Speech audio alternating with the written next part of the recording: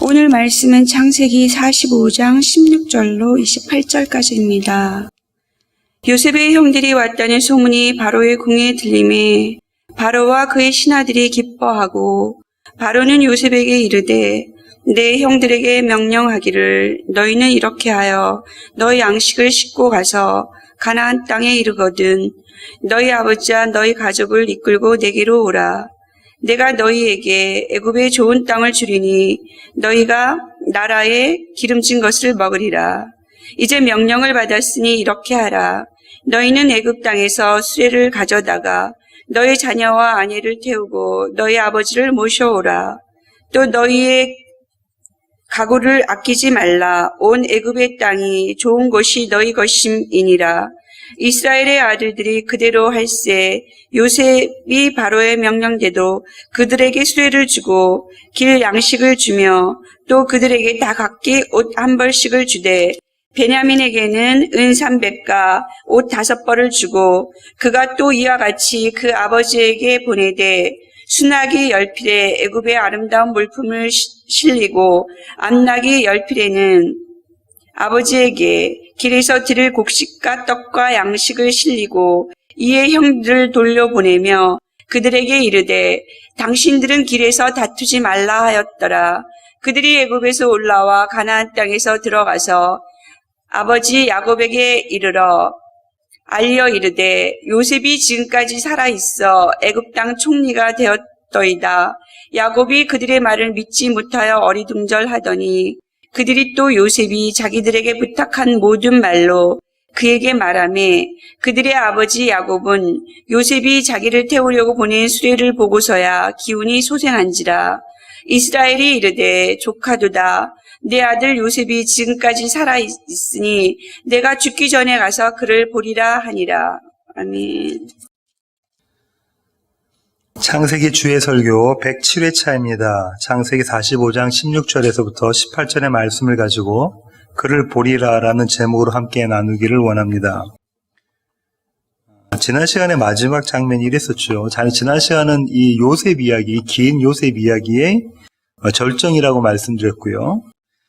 45장 3절과 4절 한번 보시면요. 요셉이 그 형들에게 이르되 나는 요셉이라. 내 아버지께서 아직 살아계시니까 형들이 그 앞에서 놀라서 대답하지 못하더라. 요셉이 형들에게 이르되 내게로 가까이 오소서. 그들이 가까이 가니 이르되 나는 당신들의 아우 요셉이니 당신들이 애굽의 판자라. 요셉이 자기가 누구라는 사실을 형들에게 이야기를 하죠. 나는 요셉이다 이렇게 이야기를 하고 그 요셉이 어떤 사람이라면 그 형들이 앞에 서 있는 형들이 애굽에 20양에 팔았던 바로 그자다 이렇게 이야기를 합니다. 그러고 난 다음에 5절부터 8절 한번 보시면요. 당신들이 나를 이곳에 팔았다고 해서 근심하지 마소서 한탄하지 마소서 하나님이 생명을 구원하시려고 나를 당신들보다 먼저 보내셨나이다. 이 땅에 2년 동안 흉년이 들었으나 아직 5년은 밭갈이도 못하고 추수도 못할지라. 하나님이 큰 구원으로 당신들의 생명을 보존하고 당신들의 후손을 세상에 두시려고 나를 당신들보다 먼저 보내셨나니 그런즉 나를 이리로 보낸 이는 당신들이 아니요 하나님이시라. 하나님이 나를 바로에게 아버지로 삼으시고 그 온 집의 주로 삼으시며 애굽 온 땅의 통치자로 삼으셨나이다. 요셉이 그 형들에게 이렇게 이야기합니다. 나를 이 애굽 땅의 왕으로 보낸 사람이 형들이 아니고 하나님이시다. 하나님이 당신의 꿈, 당신의 약속을 이루시기 위해서 나를 땅에 보내셨다. 근데 그 꿈이 뭐죠? 그 약속이 뭡니까? 그 꿈과 그 약속은 형제들이 요셉 앞에 머리 숙이고 절하는 것, 예배 드리는 거죠. 그렇게 해서 얻어지는 게 뭡니까? 형제들이 얻어지는 것은 생명입니다. 예, 그렇죠. 그래서 하나님께서 생명을 구원하시려고, 생명을 주시려고 큰 구원으로 당신들의 생명을 보존하시고자 나를 이 땅에 먼저 보내셨다. 당신들뿐만 아니라 당신들의 자손들까지 그 자손 제라 결국은 예수 그리스도를 보내셔서 온 이스라엘을 구원하시기 위해서 나를 이 땅에 먼저 보내셨다. 그렇게 요셉이 이야기를 합니다. 그러면서 요셉은 이렇게 이야기하죠. 9절부터 11절 보시겠습니다. 당신들은 속히 아버지께로 올라가서 아뢰기를 아버지여 아들 요셉의 말에 하나님이 나를 애굽 전국의 주로 세우셨으니 지체 말고 내게로 내려오사 아버지의 아들들과 아버지의 손자들과 아버지의 양과 소와 모든 소유가 고센 땅에 머물며 나와 가깝게 하소서. 흉년이 아직 5해가 있으니 내가 거기서 아버지를 복량하리이다. 아버지와 아버지의 가족과 아버지께 속한 모든 사람에게 부족함이 없도록 하겠나이다 하더라고 전하소서. 요셉이 형들에게 뭐라고 이야기했냐면요, 아버지를 모시고 이곳으로 오세요. 어떻게 해요? 지체 말고 오세요. 속히 오세요. 이렇게 이야기를 합니다. 요셉이 자기와 가까이 있으라고, 자기와 한몸 되라고 이렇게 이야기를 하죠. 그러면 내가 아버지를 복양하겠다. 내가 온 이스라엘, 온 가족들을 다 복양하겠다라고 이야기를 합니다. 지난 시간에 마지막 장면입니다. 14절, 15절 보시겠습니다. 자기 아우 베냐민의 목을 안고 오니 베냐민 또 요셉의 목을 안고 오니라. 요셉이 또 형들과 입맞추며 안고 오니 형들이 그제서야 요셉과 말하니라. 요셉이 형들과 입을 맞추고 끌어안고 목을 안고 그렇게 울지요. 그제서야 형들이 어떻게 했다고 그러죠? 요셉과 말을 했다. 그전에는요, 형들이 요셉과 말을 안 했어요. 요셉의 꿈 이야기 사건 이후로는 형들이 요셉과 말을 하지 않았습니다. 그런데 이렇게 연합함으로, 하나됨으로 형들이 요셉과 그때부터 말을 하기 시작했다. 이렇게 성경은 이야기하고 있습니다. 이 요셉의 이야기의 절정, 클라이막스를 보면서 우리가 발견하는 진리는 이런 겁니다. 하나님의 꿈은 하나님이 이루신다는 거죠. 하나님의 약속은 그분이 이루신다. 그 언약은 어떤 언약입니까? 우리의 생명을 구원하시는 것. 우리를 사망으로부터 건져내시는 것. 누구를 통해서요? 애굽에 팔아넘긴, 형들의 애굽에 팔아넘긴 요셉을 통해서 그 일을 하신다는 거죠. 그렇게 하나님은 요셉을 통해서 온 이스라엘 형제들이 하나님과 화목하게 만들어 가신다. 이게 지난 시간에 저희가 발견한 진리입니다. 오늘 본문을 다시 돌아오시면요, 45장 16절부터 28절입니다. 이렇게 세 군데로 나눠지는데요, 16절부터 20절까지가 왕의 초대입니다. 애굽의 왕 바로의 초대. 21절부터 24절은 요셉의 선물이고요, 25절부터 28절은 야곱의 소원입니다. 절별로 한번 주의해 보도록 하겠습니다. 16절입니다. 요셉의 형들이 왔다는 소문이 바로의 궁에 들림에 바로와 그의 신하들이 기뻐하고, 성경은 뭐라고 이야기하고 있냐면 바로와 그의 신하들이 기뻐했다고 하죠. 도대체 왜 그들이 기뻐했을까요? 요셉의 가족들이 왔는데 왜 그들이 기뻐하죠? 여기서 우리가 알 수 있는 것은 요셉의 마음은 곧 바로의 마음이다. 바로의 마음은 곧 요셉의 마음이다라는 것을 알 수가 있습니다. 41장, 창세기 41장 40절 보실까요? 41장 40절부터 44절까지 한번 보겠습니다. 너는 내 집을 다스리라. 내 백성이 다 내 명령에 복종하리니 내가 너보다 높은 것은 내 왕좌뿐이니라.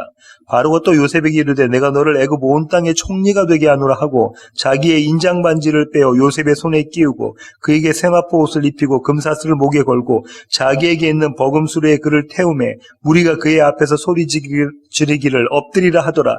바로가 그에게 애굽 전국을 총리로 다스리게 하였더라. 바로가 요셉에게 이르되 나는 바로라. 애굽 온 땅에서 네 허락 없이는 수족을 놀릴 자가 없으리라 하고.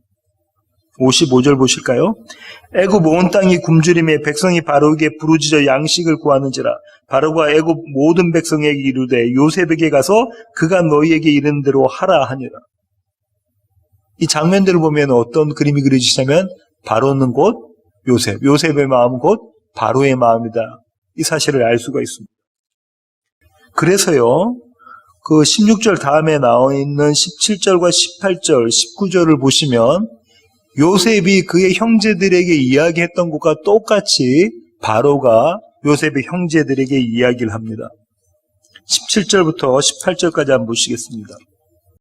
바로는 요셉에게 이르되 내 형들에게 명령하기를 너희는 이렇게 하여 너희 양식을 싣고 가서 가나안 땅에 이르거든 너희 아버지와 너희 가족을 이끌고 내게로 오라. 내가 너희에게 애굽의 좋은 땅을 주리니 너희가 나라에 기름진 것을 먹으리라. 누가 누구에게 했던 이야기냐면 요셉이 그의 형제들에게 했던 얘기잖아요. 요셉의 마음이 바로의 마음이라는 사실을 우리가 알 수가 있죠. 애굽의 땅에 좋은 것 20절에 나오고요. 애굽의 땅에 좋은 것이 너희 것임이니라.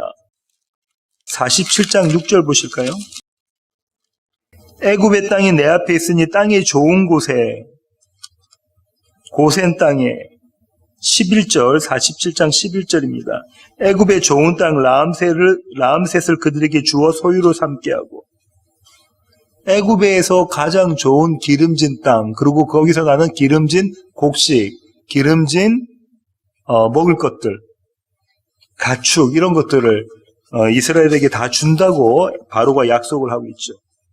이 기름진 것이라는 것은요, 양, 소, 염소의 기름진 것도 되지만 첫 수확의 기름진 것도 포함이 됩니다.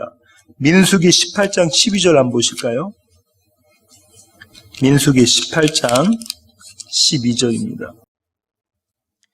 그들이 여호와께 드리는 첫 소산 곧 제일 좋은 기름과 제일 좋은 포도주와 곡식을 내게 주었은즉.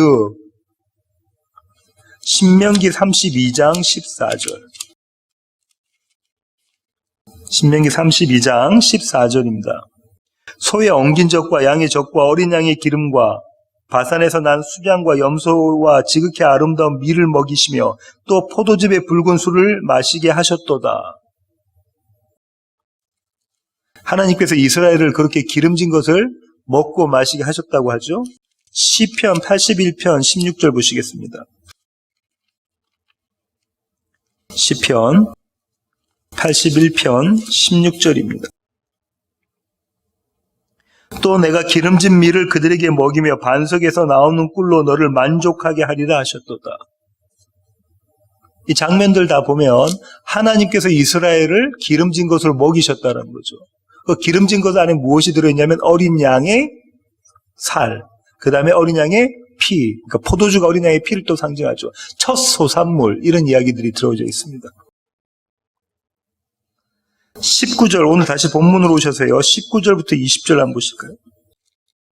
이제 명령을 받았으니 이렇게 하라. 너희는 애굽 땅에서 수레를 가져다가 너희 자녀와 아내를 태우고 너희 아버지를 모셔오라. 또 너희의 기구를 아끼지 말라. 온 애굽 땅에 좋은 것이 너희 것임이니라. 바로가 뭐라고 이야기하고 있냐면 요셉의 형제들에게 너희의 기구를 아끼지 마라 라고 이야기를 하고 있잖아요. 이거 어떤 의미냐면 이런 겁니다. 어느 지역에서 어느 지역으로 이사를 간다고 생각해 보세요. 그러면 원래 있던 자리에 대한 미련이라는 게 남게 됩니다.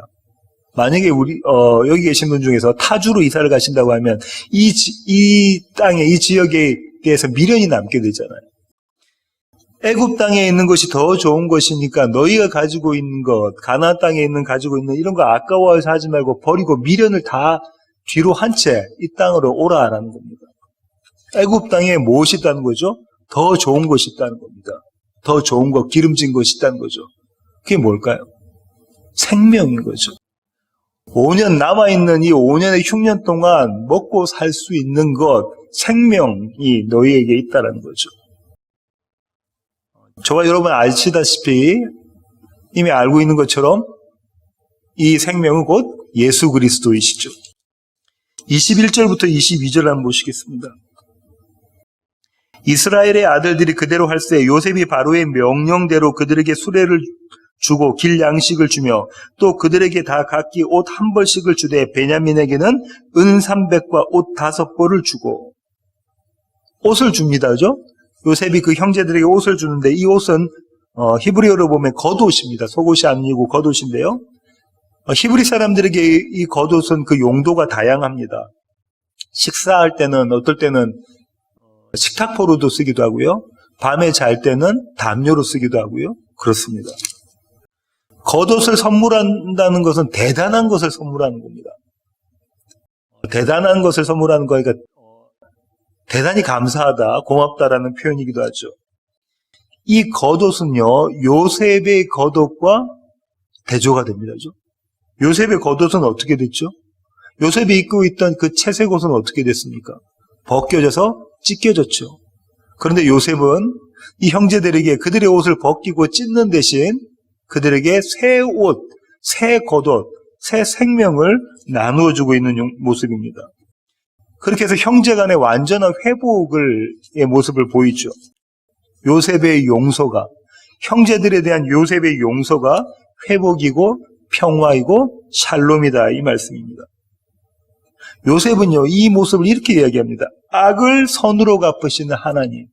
요셉이 그런 거잖아요, 지금. 자기에게 행했던 형제들의 악을 지금 선으로 갚는 겁니다. 그죠? 자기의 옷은 벗겨지고, 찢겨지고, 그런데 그들의 옷을 벗기고 찢기는 대신 그들에게 새 옷을 내주고 있는 모습이잖아요. 악을 선으로 갚으시는 하나님. 50장 17절부터 21절 보시겠습니다. 창세기 50장 17절부터 21절 보시겠습니다. 너희는 이같이 요셉에게 이르라. 내 형들에게 내게 악을 행하였을지라도 이제 바라건대 그들의 허물과 죄를 용서하리라 하셨나니 당신 아버지의 하나님의 종들인 우리 죄를 이제 용서하소서. 야곱이, 형제들의 아버지인 야곱이 이렇게 이야기했다는 거죠. 우리 죄를 이제 용서하소서 하며 요셉이 그들이 그에게 하는 말을 들을 때에 울었더라. 그의 형들이 또 친히 와서 요셉의 앞에 엎드려 이르되 우리는 당신의 종들이니이다. 요셉이 그들에게 이르되 두려워하지 마소서. 내가 하나님을 대신하리이까.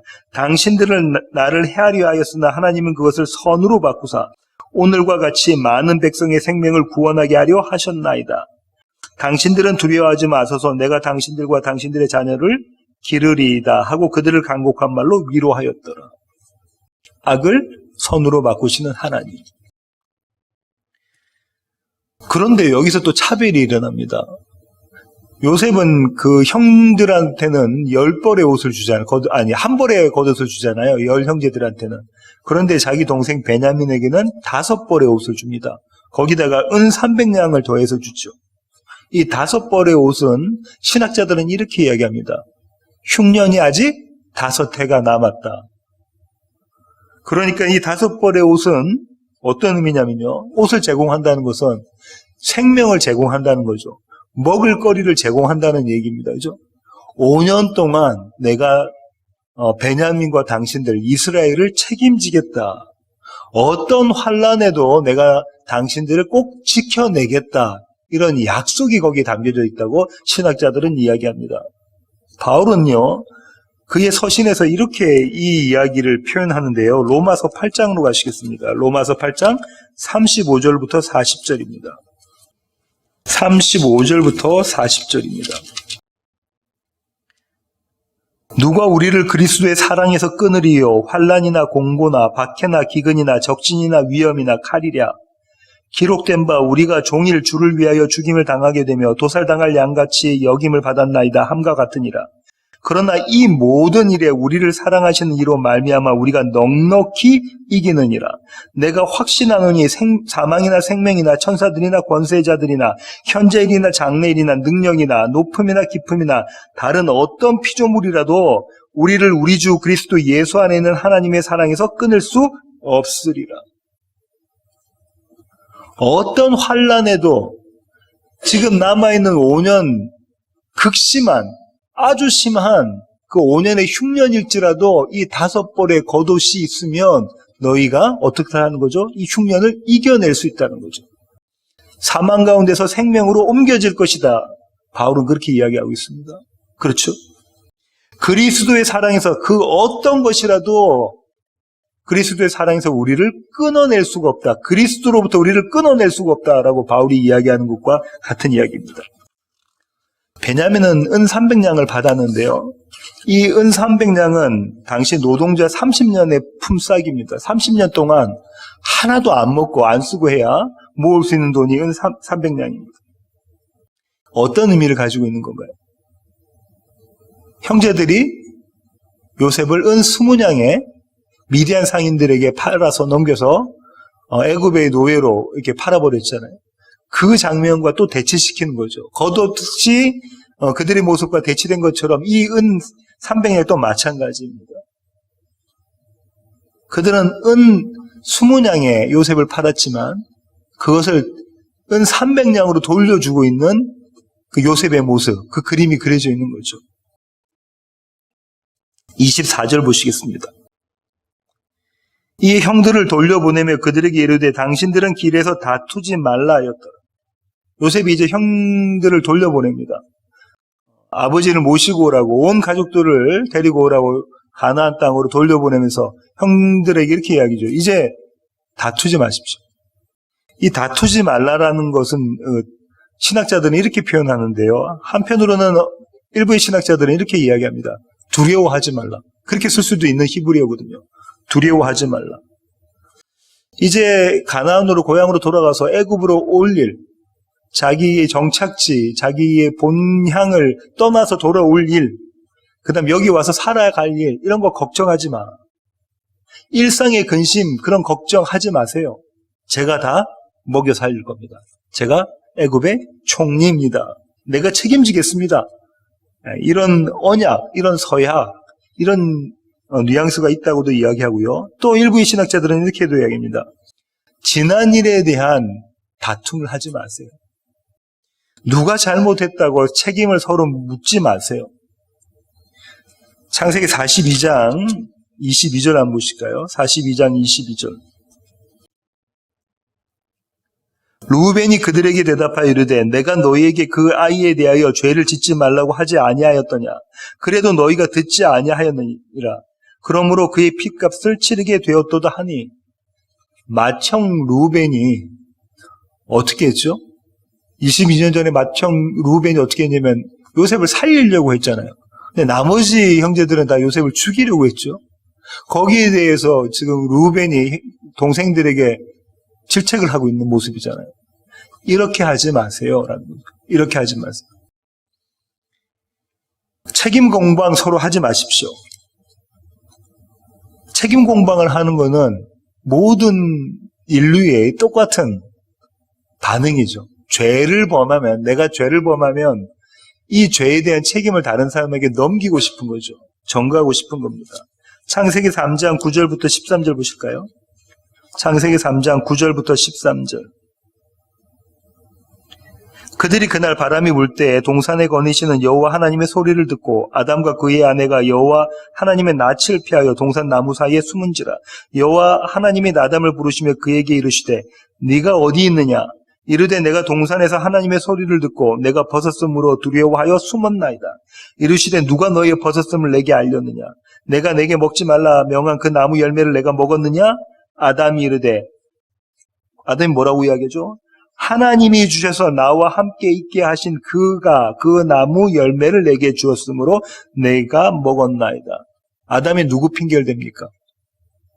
하와 핑계를 댄대요. 사실상 누구 핑계를 대는 거냐면 하나님 핑계를 대는 거예요. 하나님은 나를 이렇게 만들었잖아요. 이렇게 핑계를 대고 있죠. 13절 여호와 하나님이 여자에게 이르시되 내가 어찌하여 이렇게 하였느냐? 여자가 이르되 뱀이 나를 깨물어 내가 먹었나이다. 여자는 뭐라고 이야기하죠? 하와는 뱀이 나를 꿰었습니다. 사실상 누구를 원망하는 거죠? 누구에게 책임을 돌리는 겁니까? 하나님이 뱀을 만드셨잖아요. 하나님이 뱀을 만드셨잖아요. 이게 모든 범죄한 인류들의 똑같은 반응인데요. 그래서 바울은 어떻게 이야기하냐면요. 에베소서 4장 32절 가보실까요? 서로 친절하게 하며 불쌍히 여기며 서로 용서하기를 하나님이 그리스도 안에서 너희를 용서하심과 같이 하라. 서로 어떻게 여기라는 거예요? 불쌍히 여기라고 하는 거예요. 그래서 용서를 해야 돼서 하나님이 나를 용서한 것처럼 내가 형제들을 자매들을 용서하라. 왜요?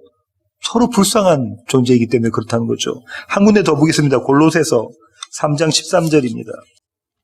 누가 누구에게 불만이 있거든 서로 용납하여 피차 용서하되 주께서 너희를 용서하신 것 같이 너희도 그리하고. 이 사람에게 불만이 있어요. 저 사람에게도 불만이 있습니다. 그런데 어떻게 하라고 하죠? 그 자들이 불쌍하니까 나도 불쌍하고 그들도 불쌍한 자니까 피차 용서하는데 주님께서 우리를 용서하신 것처럼 그렇게 하라. 지금 요셉이 그의 형제들에게 그 얘기 지금 하고 있는 겁니다.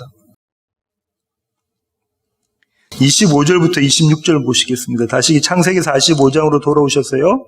25절부터 26절. 그들이 애굽에서 올라와 가나안 땅으로 들어가서 아버지 야곱에게 이르러 알리어 이르되 요셉이 지금까지 살아있어 애굽 땅 총리가 되었더이다. 야곱이 그들의 말을 믿지 못하여 어리둥절하더니 야곱의 아들들이 야곱에게 뭐라고 그 보고를 하냐면, 리포트를 하냐면요.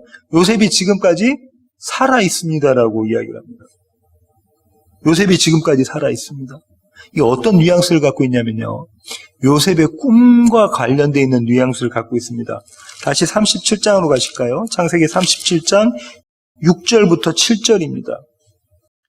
창세기 37장 6절부터 7절. 요셉이 그들에게 이르되 청하건대 내가 꾼 꿈을 들으시오. 우리가 밭에서 곡식단을 묶더니 내 단은 일어서고 당신들의 단은 내 단을 둘러서서 절하도이다. 이 꿈 이야기를 하면서부터 요셉은 그의 형제들과 완전히 원수가 되어버렸죠. 이 형제들은 어떻게 이야기했냐면요. 37장 8절 한번 보실까요?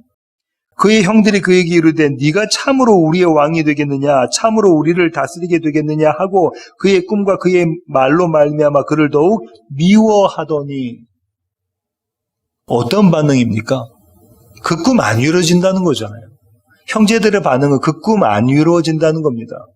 그래서 그 꿈을 무시해서 형제들은 요셉을 애굽 상인들에게, 미디안 상인들에게 팔아서 애굽으로 넘겨버리는 거죠.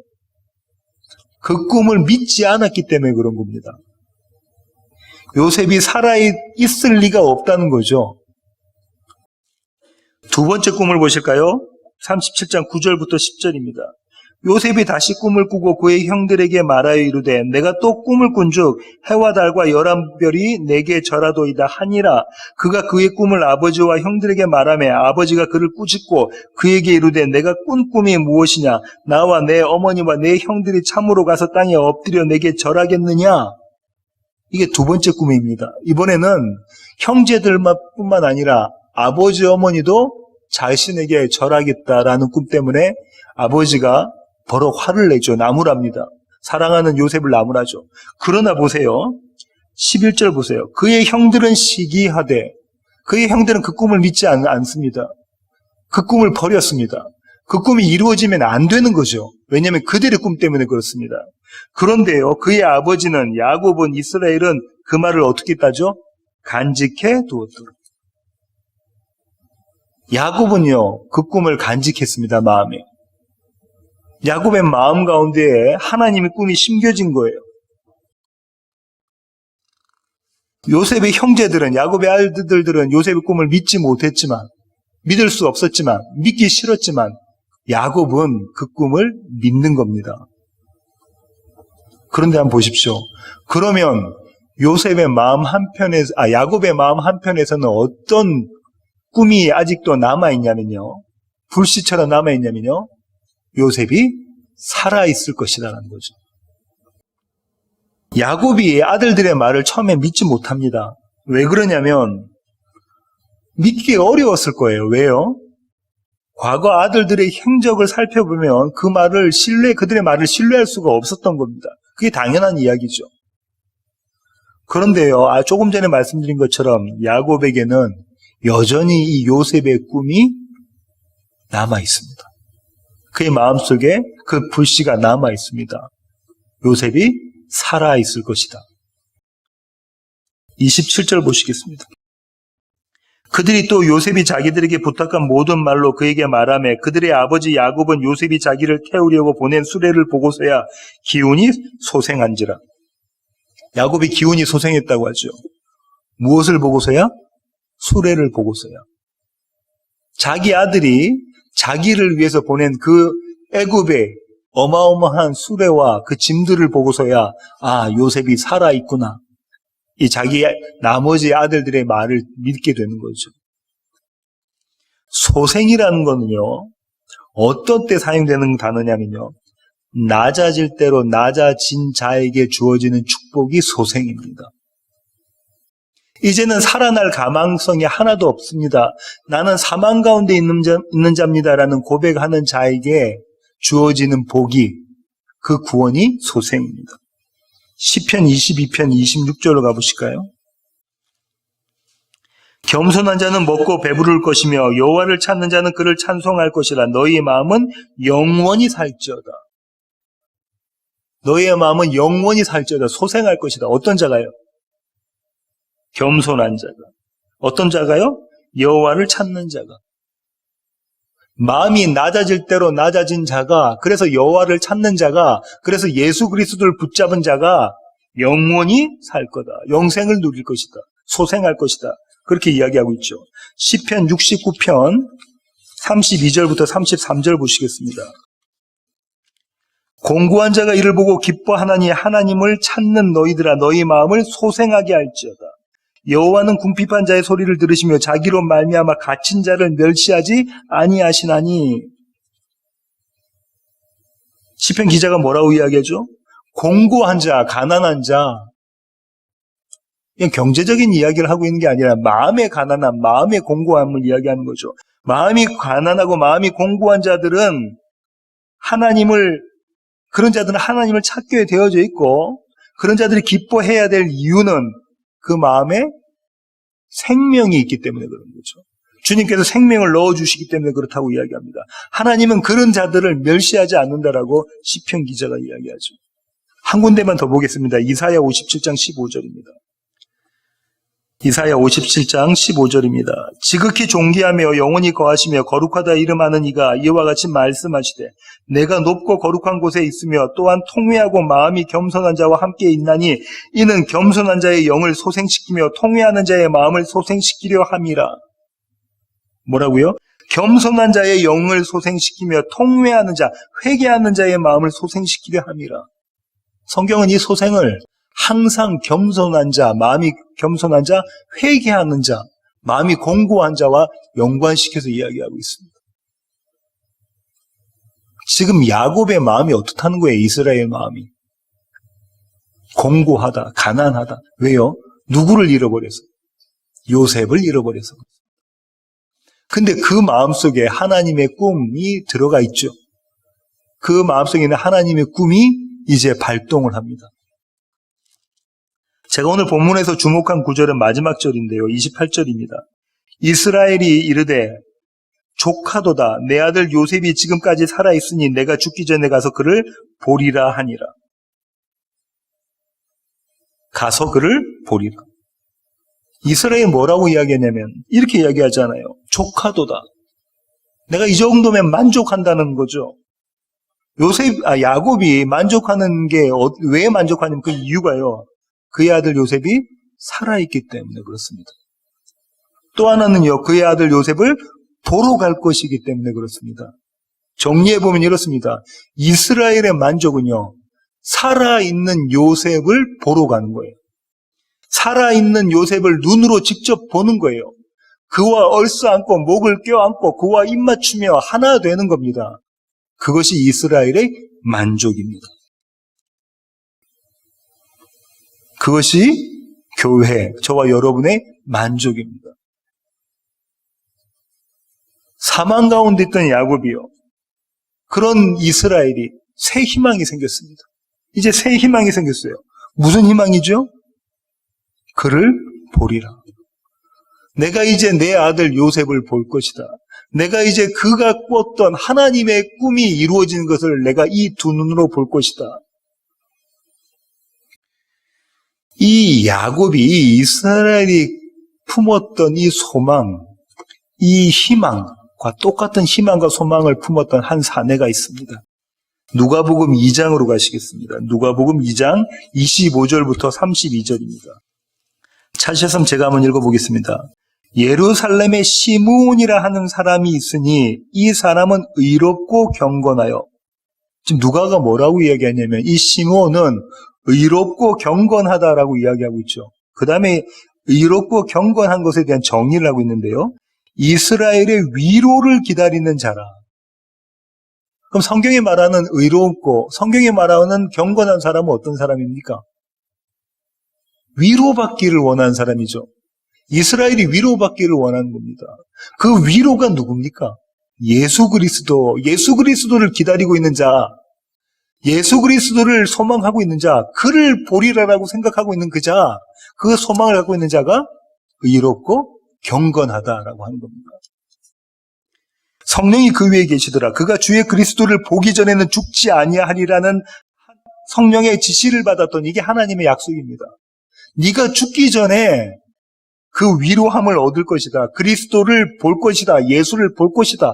이것이 요셉의 꿈인 거예요. 성령의 감동으로 성전에 들어가매 마침 부모가 율법의 관례대로 행하고자 하여 그 아기 예수를 데리고 오는지라 시므온이 아기를 낳고 하나님을 찬송하여 이르되 주제여 이제는 말씀하신 대로 종을 평안히 놓아주시는도다. 내 눈이 주의 구원을 보았사오니 이는 만민 앞에 예비하신 것이요 이방을 비추는 빛이요 주의 백성 이스라엘의 영광이니이다 하니. 시므온이요 어디로 들어갔다 그러죠? 성령이 이끌려서 성전에 들어갔다고 합니다. 지난 주일날 제가 성전에 들어가신 예수님이 성전에 들어가시는 그 의미가 뭐라고 제가 설명을 드렸는데요. 예수님이 성전에 들어가시는 이 성전에 시므온이 지금 들어갑니다. 의롭고 경건한 자, 이스라엘의 위로를 기다리고 있는 자가 성전에 들어갑니다. 그리고 거기서 이스라엘의 위로 되시는 그분을 보죠. 그분을 만납니다. 그분을 자기 품에 안습니다. 그리고 감격에 어린 목소리로 이렇게 이야기하죠. 주제여 이제는 말씀하신 대로 종을 평안히 놓아주신도다. 내 눈이 주의 구원을 보았사오니 이는 만민 앞에 예비하신 것이요 이방을 비추는 빛이요 주의 백성 이스라엘의 영광이니이다. 시므온이 지금 메시아, 나의 구원함. 시므온이 지금 다른 사람에 대한 이야기를 하고 있다고만 생각하지 마십시오. 시므온이 자신을 구원하러 오신 예수 그리스도, 아기 예수를 품에 안고 지금 이 고백을 하는 거예요. 이분이 나의 구원이시다라고 이야기하는 겁니다. 이분이 나의 빛이시다. 이분이 나의 생명이다. 이분만이 나를 위로하실 분이시다라고 이야기하고 있는 겁니다. 시므온이 지금 그 얘기를 하고 있는 거예요. 시므온의 이 감격이요, 오래전에 요셉의 아버지 야곱, 이스라엘의 마음입니다. 이제 사망 가운데 있는 자, 공고한 자, 마음이 가난한 짓대로 가난한 자, 그 자에게 하나님의 위로하심이 더해지니까 그 자가 그 가운데서 새 희망을 보죠. 새 희망으로 인해서 뭐라고 이야기했냐면 내가 그를 보리라. 내가 이제 가서 그를 붙잡으리라. 내가 이제 그와 한 몸 되리라고 이야기하고 있는 것이죠. 스가랴는 이 장면을 이렇게 표현합니다. 스가랴 9장으로 가시겠습니다. 11절부터 12절. 스가랴 9장 11절부터 12절입니다. 또 너로 말할진대 내 언약의 피로 말미암아 내가 내 갇힌 자들을 물 없는 구덩이에서 놓았나니 갇혀 있으나 소망을 품은 자들아 너희는 요새로 돌아올지니라. 내가 오늘 또 이르노라. 내가 내게 갑절이나 갚을 것이라. 스가랴가 뭐라고 하죠? 갇혀 있으나 소망을 품은 자들아 내가 오늘 이르는데 내가 내게 갑절로 갚아주리라. 이 갑절로 갚아주시는 장면이 오늘 창세기 이 장면이라고. 갇혀있는 자들아, 어디에요? 세상에 갇혀있는 자들, 가난에 갇혀있는 자들, 공고한 자들, 그들에게 하나님께서 갑절로 내가 갚아주리라. 무엇을 통해서요? 9절부터 10절. 시온에 따라 크게 기뻐할지어다. 예루살렘에 따라 즐거이 부를지어다. 보라 내 왕이 내게 임하시나니 그는 공의로우시며 구원을 베푸시며 겸손하여서 나귀를 타시나니 나귀의 작은 것 곧 나귀 새끼니라. 내가 에브라임의 병거와 예루살렘의 말을 끊겠고 전쟁하는 활도 끊으리니 그가 이방 사람에게 화평을 전할 것이요 그의 통치는 바다에서 바다까지 이르고 유브라데 강에서 땅끝까지 이르리라. 예수 그리스도로 말미암아 그들에게 축복이 베풀어지고 그래서 그들은 갑절의 축복을 받는다는 거죠. 이 갑절로 갚으신다는 것을 한번 13절부터 조금 더 살펴보겠습니다. 내가 유다를 당긴 활로 삼고 에브라임을 끼운 화살로 삼았으니 시온아 내가 내 자식들을 일으켜 헬라 자식들을 치게 하며 너를 용사의 칼과 같게 하리라. 여호와께서 그들 위에 나타나서 그들의 화살을 번개같이 쏟아내실 것이며 주 여호와께서 나팔을 불게 하시며 남방 회오리 바람을 타고 가실 것이라. 만군의 여호와께서 그들을 호위하시리니 그들의 원수를 삼키며 문맷돌을 밟을 것이며 그들이 피를 마시고 즐거이 부르기를 술 취한 것 같이 할 것인즉 피가 가득한 동이와도 같고 피 묻은 제단 모퉁이와도 같을 것이라. 이날에 그들의 하나님 여호와께서 그들을 자기 백성의 양떼같이 구원하시리니 그들이 왕관의 보석같이 여호와의 땅에 빛나리로다. 아주 박진감 넘치지 않습니까? 지금 어떻게 구원하신다는 거예요? 여호와 하나님께서 하나님의 아들이신 예수 그리스도를 통해서 겸손하신 나귀 타고 오시는 그분을 통해서 이스라엘을 어떻게 구원하신다는 거예요? 이렇게 박진감 넘치게 구원하신다는 거예요. 마치 어떤 막 전쟁이 나가지고 막 승리하는 장면이지 않습니까? 화살을 번개같이 쏘아내실 것이며 나팔을 불게 하시며 남방 회오리 바람을 타고 가실 것이라. 그래서 그들을 어떻게 하신다죠? 왕관의 보석같이 여호와의 땅에 빛나리로다. 이 보석이 12보석이죠. 12절 갇혀있으나 소망을 품은 자들. 내가 이제 소생해서 내가 이제 그를 보러 가리라. 이게 갇혀있는데 소망을 품은 자들의 고백입니다. 내가 그를 보리라. 내가 그를 보리라. 사도 요한은 이 표현을 그의 묵시록에서 어떻게 이야기했죠? 주님이 뭐라고 말씀하십니까? 요한계시록 마지막 장으로 가시겠습니다. 마지막 장 22장 20절 보시겠습니다. 이것들을 증언하신 이가 이르시되 내가 진실로 속히 오리라 하시거늘. 이게 요셉의 꿈입니다. 그죠? 내가 진실로 속히 오리라 하시거늘. 사도 요한이 뭐라고 대답합니까? 아멘 주 예수여 오시옵소서. 이 갇혀있는 자들의 소망입니다. 이게 공고한 자, 가난한 자들의 소망이죠. 뭐라고요? 아멘 주 예수여 어서 오시옵소서. 마라나타. 내가 이제 그를 보리라. 이 이스라엘의 고백이요, 이 이스라엘의 소망이요, 저와 여러분의 소망, 교회의 소망입니다. 이 소망으로 살아가시는 세워지는 교회 모든 지체들 되시길 원합니다. 기도하시겠습니다. 주님, 그렇습니다. 마침내 야곱이, 이스라엘이 그의 아들 요셉을 보러 갑니다. 그 마음속에 간직했던 오래전 요셉의 꿈, 여호와의 꿈을 그가 발견하게 됩니다. 그리고 그 꿈으로 인하여 소망을 가지게 되고 소생해서 가난한 자, 궁핍한 자에 있던 모습에서 희망을 가지고 이제 그를 보러 가리라, 이제 그를 보리라라는 소망을 갖게 됩니다. 주님, 이 이스라엘의 소망이 우리 모두의 소망되게 주님 저희들을 붙잡아 주시옵소서. 이제는 우리 주 예수 그리스도의 놀라우신 구원의 은혜와 하늘 아버지의 크고 극진하신 사랑과 우리 안에 내주하셔서 우리로 하여금 참 소망, 그를 보리라라는 소망을 갖게 만들어 가시는 성령님의 충만하심이 이제 주님 앞에 머리 숙인 세워지는 교회 모든 가족들 머리 위에 이제로부터 영원토록 함께 하시기를 예수 그리스도의 귀하신 이름으로 간절히 축원하옵나이다. 아멘.